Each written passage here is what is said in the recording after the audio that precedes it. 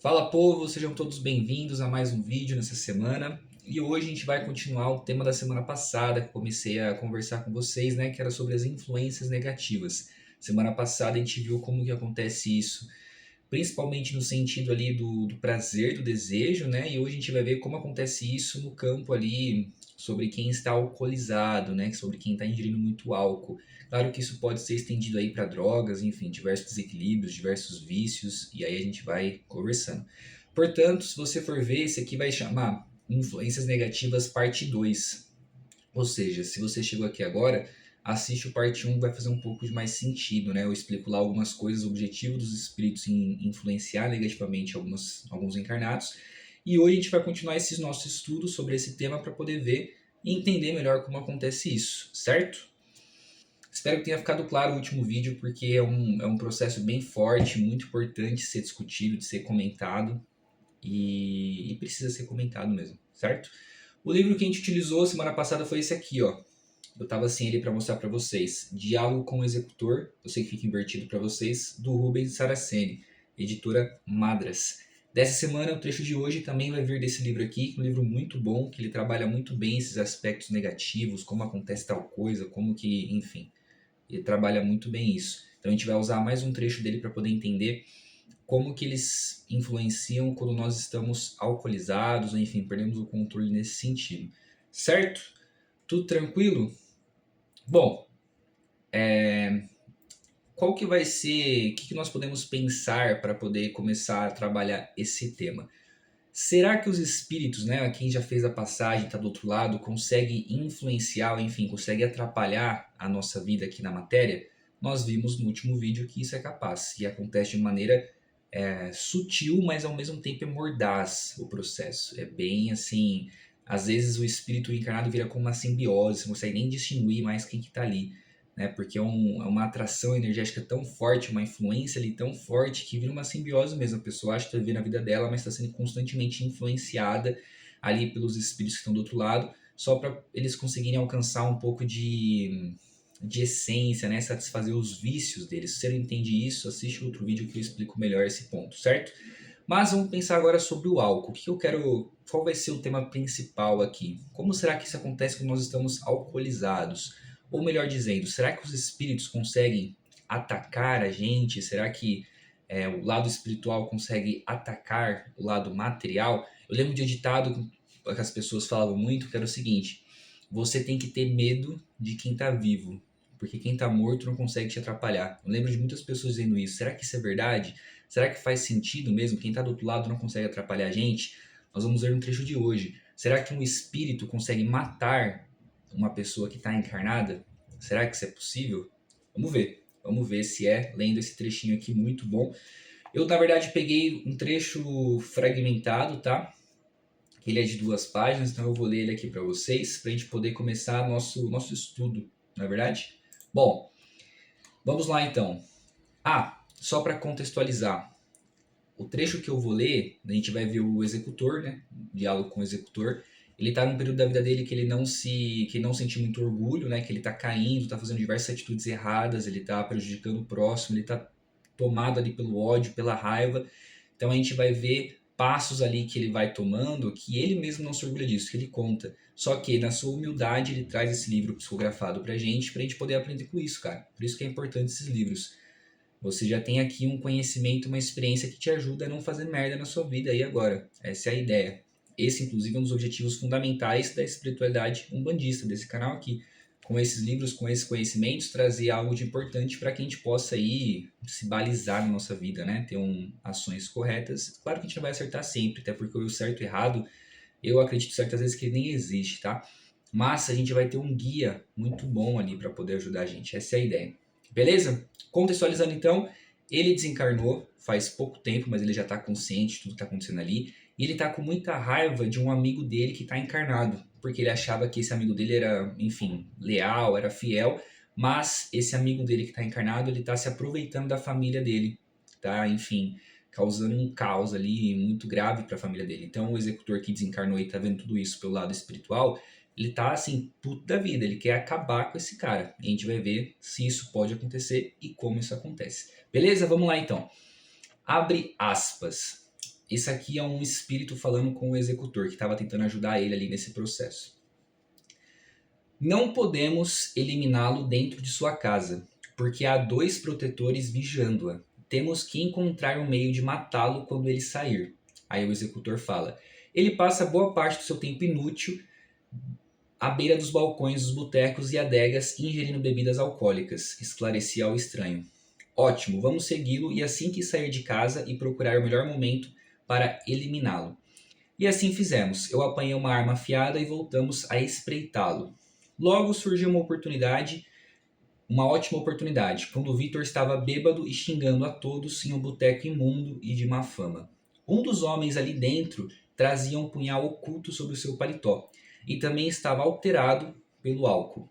Com um pouco de influência nossa, os invisíveis, Victor começou a xingá-lo. Como eu o odiava, irradiei todo o meu ódio no mental do homem com o punhal, e logo eles começaram a discutir. Minha vontade de matar Victor era tanta que o homem puxou do seu afiado punhal e o cravou no peito dele. Foi um golpe mortal que perfurou o coração de Victor, que caiu no chão já morto. Fecha aspas. Esse é o trecho de hoje. Forte, né? Eu falei semana passada que ia ser forte, que, enfim, para quem não está acostumado muito com isso, até ia estranhar, né? Falar, meu Deus, então um espírito consegue matar alguém que está encarnado?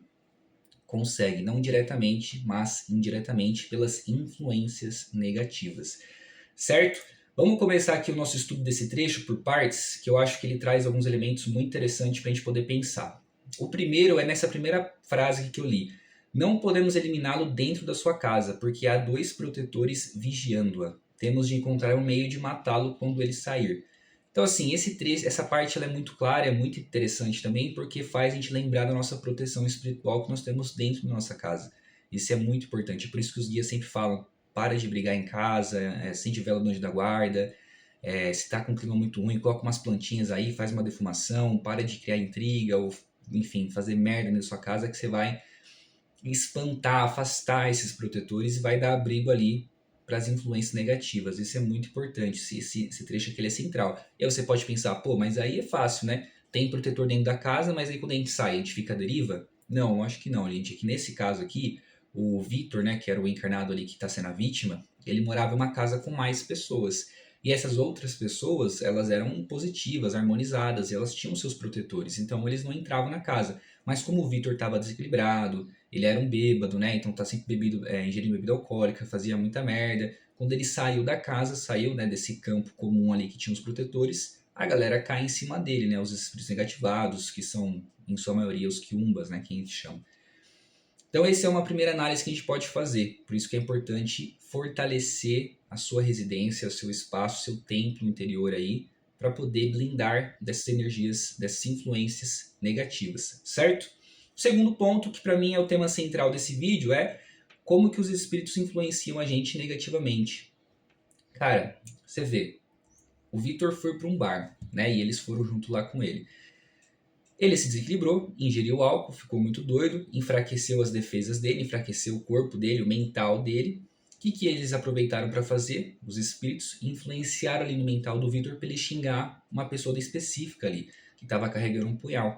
E aí os caras começaram a discutir. Veja como tudo, quando você olha de fora, quando você está encarnado e olha a discussão, parece ser muito besta, parece ser aleatório, ao acaso. Mas geralmente, gente, quase na maioria dos casos, não é aleatório assim. No lado espiritual, você tem espíritos influenciando, você tem ali, às vezes, uma leva assim, de gente tentando causar o caos, a desordem, enfim, porque eles ganham muito com isso. Não só naquelas essências que eu falei que eles sugam, mas, por exemplo, quando o Victor desencarnou aqui, os caras pegaram o espírito dele e levaram lá para baixo, já escravizaram ele, cara, porque eles estavam com ódio, eles queriam torturar o cara. Né? Isso acontece. Leia o livro que você vai entender melhor sobre esses aspectos. É forte, é pesado, mas faz parte do lado espiritual. Pelo menos na visão umbandista, né? Na doutrina umbandista, nós acreditamos que exista esses processos. Certo? Então veja que o álcool, gente, é só o elemento central desse trecho, mas ele pode ser expandido ali para drogas, para uma pessoa que está com muita raiva, uma pessoa que está com muita tristeza da vida, está com muita inveja dos outros. Tudo isso vai fazer com que o seu campo áurico aí, sequer exista, né? Vai dar uma baixada muito grande na sua proteção. Lembra que no vídeo passado eu falei que a proteção mais forte que você tem é a que você mesmo constrói, com os seus pensamentos, com os seus sentimentos. Se você fica alimentando isso ou ingerindo coisas que vai abaixar a sua guarda ali, você vai dar abertura para essas influências negativas. O seu mental será influenciado. E nesse caso aqui, o cara influenciou, né, o executor, o espírito influenciou um homem lá com todo o ódio dele, o cara puxou do punhal e nem pensou, só cravou ali o punhal e matou o cara. Então, assim, é uma fatalidade, as pessoas ficam, meu Deus, mas por que você fez isso, né? O que levou você a fazer isso? Às vezes a pessoa nem sabe, porque não foi ela que fez isso, né? Não partiu dela. Claro que eu não estou tirando a culpa, né? Lembra que eu falei disso. A culpa é do cara, do encarnado ali, que baixou a guarda. Lembra que o ambiente diz muito a respeito sobre isso. Se você vai para um boteco lá que tá todo mundo bêbado, muito doido, pô, né, quem que vai estar lá, espiritualmente falando? Essa é uma ideia que a gente pode trabalhar. Então, gente, era isso que eu queria trazer de tema central. Vejam o quão grave, né? O quão grave pode ser, no caso. Os espíritos, eles influenciam a gente, sim, negativamente, de diversas formas e pode ser muito grave. No caso aqui, o cara desencarnou. E aí? Não é verdade? Mas tem casos que, enfim, tristeza excessiva, que o espírito fica grudado lá, puxando aquilo, alimentando aquilo. A sintonia vibratória, né? Você atrai ali pra você o que você vibra. Então, você tá com raiva, você vai atrair os caras que estão com raiva do outro lado. E vira uma simbiose mesmo, você não sabe mais nem o que tá acontecendo. Se é muito desejo descontrolado, você vai atrair os espíritos viciados nisso. Lembra que o vício existe do outro lado. Por isso que eles ficam sugando você para satisfazer isso. E utilizando você também para ir buscar e fazer enfim, diversas coisas erradas aí. Tem até alguns casos, né, que você fala, pô, a pessoa, enfim, sei lá, usava droga, só que ela tá tentando parar. Só que vem aquelas coisas na mente dela. Vai lá, pô, vai lá. Que é o vício que a gente chama, né? Tá sentindo falta. Vai lá, pô, usa. A pessoa acaba cedendo e vai. Certamente essas coisas que vêm na mente da pessoa, que muitos relatam nos atendimentos espirituais, enfim, tá muito relacionado com essas influências negativas. A pessoa tentando melhorar, né? Tá se blindando. Claro que vai ser um processo, não vai ser instantâneo. Mas, infelizmente, acontece bastante. Não infelizmente, né? Tudo tem um motivo pra gente entender o porquê que acontece essas coisas, porquê que é permitido acontecer essas coisas. Certamente aqui no final da história, se vocês lerem o livro, vocês vão ver que isso foi bom para o executor, foi bom para o Vitor que desencarnou, foi bom para toda a corrente espiritual ali envolvida, porque todo mundo aprendeu com isso. Claro que sofreu um pouco, mas depois todo mundo aprendeu com isso. No final, essa é a ideia, né? Evolução. Beleza? Você pode pensar aí, pô, mas que merda, né? Então eu não, sei lá, não tenho mais o direito de me divertir, né? Não posso mais ingerir uma gota de álcool aí, que eu gosto de beber uma caipirinha, um vinho, uma cerveja, que eu já vou estar sendo influenciado e pode dar merda. Não é assim, né, gente? Lembra do vídeo da acomodação que eu gravei lá, acho que foi o segundo vídeo, sobre as 7 linhas? Você tem que ter o equilíbrio, né? Essa é a chave. Então, assim, você pode beber, lógico que pode. Você pode ir no barzinho, lógico que pode. Mas, se você tiver o equilíbrio, você vai conseguir discernir, ter o discernimento para poder ver quando você está passando do limite, né? Se você ficar muito doido lá, baixar totalmente sua guarda lá, pô, né? Você vai estar sendo influenciado por quem? Essa é uma ideia. Se você vai num barzinho legal, tem música, todo mundo se diverte, todo mundo não tem briga, pô, bacana. Agora você vai, sei lá, num barzinho que nem esse que foi falado aqui, era de má fama, né? Porque a galera só brigava, tinha muita briga. Você vai encontrar o que lá? Aí é uma decisão de cada um, né? Não cabe a nós julgar se está certo ou errado. Mas cada um que tome a decisão que achar que, enfim, deve tomar. Beleza, povo? Acho que era isso que eu queria trazer para vocês. Novamente, algo que a gente pode pensar. Tá, mas cadê os protetores espirituais? Cadê os guias do Vitor, por exemplo, que estava encarnado? Ou até mesmo do executor que estava desencarnado? Cadê os espíritos que zelam por ele? Vou trazer um vídeo sobre isso na semana que vem, tá? Recebi uma intuição aí, foi bem legal. Eu vou trazer 4 trechos. Semana passada foi um, esse está sendo o segundo. Eu vou trazer mais um semana que vem e mais outro daqui na próxima semana, né? E vai ser tudo sobre isso. Então a gente vai fazer um apanhado geral ali, fundamental, sobre essas influências negativas. Tanto é que eu vou colocar a parte 1, parte 2, parte 3 e parte 4, que a gente vai finalizar. Vai ser como se fosse um mês ali estudando isso, que é um tema muito interessante, vai agregar bastante. Pelo menos eu espero que agregue. Beleza? Eu acho que era isso que eu queria passar nesse vídeo. Eu acho que é muito importante pensar sobre essas coisas. Bom, eu acho que era isso mesmo. Não lembro de mais nada que eu queria passar. Eu acho que já dá para ter uma noção de como as coisas acontecem. Já está começando a ter uma noção de como as coisas acontecem. E semana que vem, na próxima, a gente vai concluir esse assunto. Vai ser como se fosse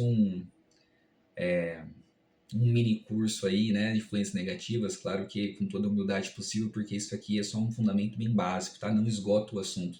Existem diversas formas dos espíritos influenciar a gente negativamente, que você só vai aí pegando, entendendo, descobrindo, lendo os livros, cara. Só vai ser assim. Vou colocar esse nos stories ali, na caixinha dos stories, como um livro indicado, que é muito bom. Você não tem aí a oportunidade de comprar, tente, pelo menos, que eu acho que é R$ 30 esse livro aqui, 40 por aí.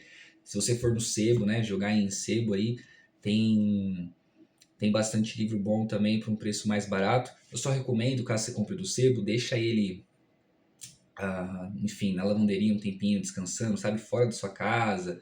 Pega umas ervas, faz um bate-folha ali, só para dar uma descarregada de energia, porque às vezes você não sabe onde ele estava, né? Tava na casa de alguém que estava brigando muito, estava com essas influências negativas, querendo ou não, as coisas vão puxando um pouquinho disso. Então dá uma descarregada ali no livro antes de levar ele pro seu quarto, tá? Eu sempre faço isso, né? Só uma recomendação. Quem quiser aí faz, quem quiser não faz. Beleza? É isso, gente. Muito obrigado. Uma ótima semana para vocês e fiquem atentos. Pô, uma coisa que eu ia falar. É interessante observar como essas coisas relacionam com o lado material, né? Com a ciência, por exemplo. Claro que eu não vou misturar os dois aqui, apesar de eu achar que eles se complementam, e nem sou um especialista no assunto. Mas, quando você analisa o cérebro do ponto de vista da neurociência, da biologia, tem uma partezinha que ela chama córtex pré-frontal. Ela fica bem aqui na testa, que ela é responsável pela tomada de decisão, por você saber frear os seus estímulos, os seus desejos, ou enfim, pensamentos intrusivos, essas coisas assim.